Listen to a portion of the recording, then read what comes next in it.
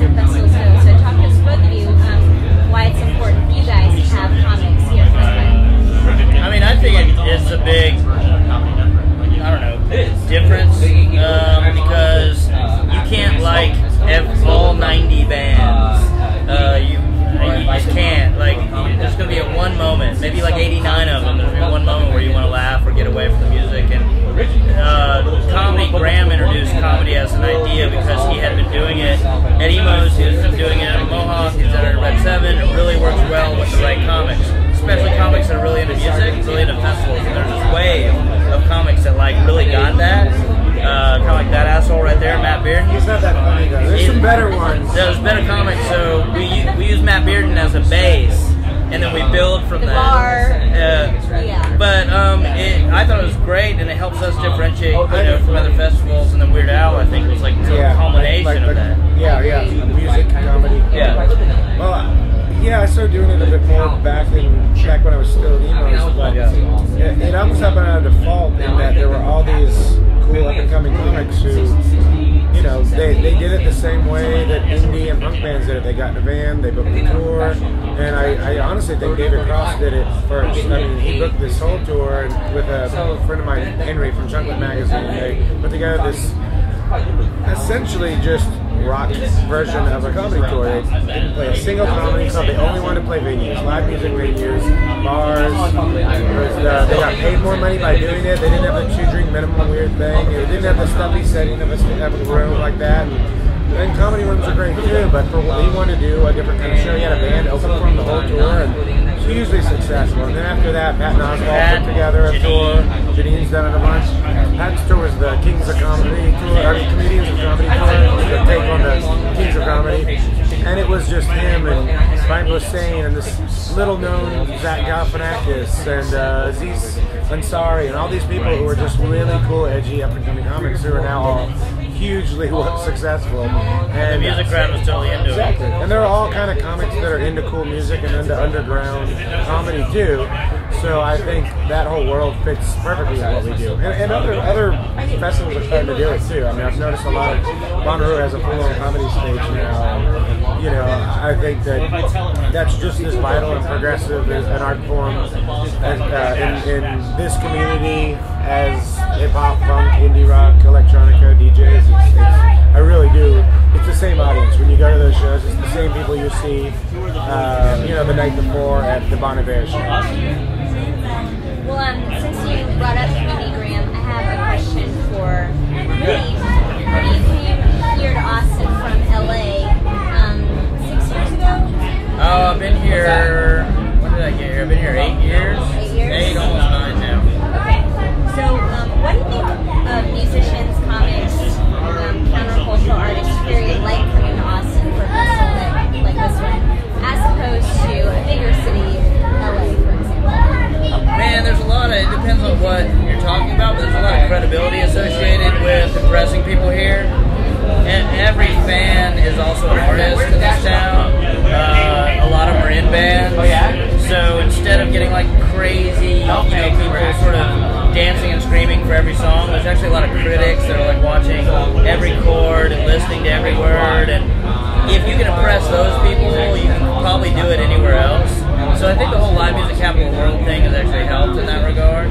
Sometimes bands will say, man, people aren't as like, they don't party as much here. It's just like, because they really care, and so they're really listening. Because we're judging. Yeah, there's a lot of judging going on, but I think that's a big deal. I think Austin kind of holds this court to some degree on blessing these acts on whether, they're alright or not. And if they're shitty, we'll say they're shitty. And that's what I like about it. Because I've always been a little bit of a music critic, knowing I was really bad at the drums. How could I be involved? I just want to listen to a lot of it and then be a critic of it. So I think that's one of the reasons I probably live here now. I just have one more question and then we'll wrap up. Graham, how did you reach in your bag of tricks and make the Descendants happen? I don't even think they were together before you made the phone call. So I got really lucky. They actually, I've been talking to them for a couple of years. I've tried to get them year after year. They're one of my top 10 bands to get on the fest. And they, after getting turned down again this year, I saw that they were doing a festival in Australia. And I was like, oh my God, they're playing a show? They said they weren't going to do a show. And so a friend of mine started booking them, like, took them on as an agent, so she could get them some stuff. And they said, we're willing to do some stuff next year. Let's talk about them playing 2011. Coincidentally, today she called me to talk about next year, was the day I just got the call, no festival owner wants to hear, and that was our headliner canceled. So I just took a shot in the dark. I was like, it's in a week and a half, but take people a slot, I mean, we'll fly them out. You're already practicing. Why don't you practice on the big stage? Exactly. I said, look at it as a warm-up for the Australian festivals. And yeah, I mean, it worked. It was on a Sunday. They're not, a working band. I mean, the majority of the band are still All. That's the name of the other band. And so they still tour as the band All. But the singer, he's like a biochemist for, I think, DuPont. And makes a ridiculous amount of money, and is really, really committed to his job. So he's not willing to tour. So the fact that it was on a Sunday was the only reason it happened. Like, he actually wanted to fly back that night on a red eye. Fly in today, play the show, get on a plane and fly back. We had a meeting Monday morning.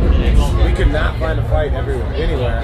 And so luckily he was able to get with his team, small team of experts, and decide that they were going to do it with a camera over a laptop and conduct the meeting and then get on a plane. So he's able to stay Sunday night and leave on Monday. So it was, just happened to be the right time. It had a lot to do with timing and working around their schedules. The drummer's actually an engineer. He's was recording the band right now. And had to, right in the middle of recording their record, asked their blessing to kind of shut down the studio so they could go play a show. So, I think it happened to be at the right time, and just work out. I think we got really, really lucky because it could have been a straight no, and we would have been back to the drawing board. But I like to think your charm has a lot to do with it too, Grant. I think so. That's what I batted my eyelashes.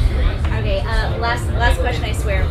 Favorite guilty pleasure bands at Fun Fun or elsewhere? Big Frida, Matt Bearden, and Eagle Claw. I wouldn't say any of those are guilty pleasures. Okay. Yell, who I will watch, and sing along to every song. And Bad Religion. I don't think that's a guilty pleasure. Some of those songs are. After Generator. Yeah, they have some Bad Religion songs. Bad Religion was awesome. No Cop to Gaga or anything? No. I mean, there's some shit. I don't think it's a guilty pleasure to say I like Kanye West. I hate his last two records. I think he's terrible. But College Dropout and Late Registration was great. There's a couple Chumbawamba songs that I think would jam. That's a guilty. When I met my wife, I made a mixtape. She was like, man, I almost didn't date you for that Chumbawamba song. You stuck on me. It's a nice working class punk sensibility. Someone in that band was in Crash. That's my argument. Every time someone makes fun of me. Yeah, well, the girl was in Crash. It doesn't work when you try to say that about Everclear, but yeah, I've never said that. I don't know. There's a few. There's a few out there. There's a few guilty pleasures. But at the fest, I would say, and I don't think anyone on the fest is a guilty pleasure because they're all cool, but some of them are ridiculously cool. Like, I was a hardcore kid growing up, so like Snapcase and Ringworm is one thing to watch. Like cheesy, tough guy hardcore. Like Bar's one, yeah. Bar can be a guilty pleasure. Yeah. You're never going to really buy a Roar record. Yeah, exactly. But the shows. But you're going to go see them. They're a heavy metal Broadway show. Well, Graham Moody, we really appreciate you guys talking to me and Austin Eavesdropper today. Thanks so much. Thank you guys. Appreciate it. Bye.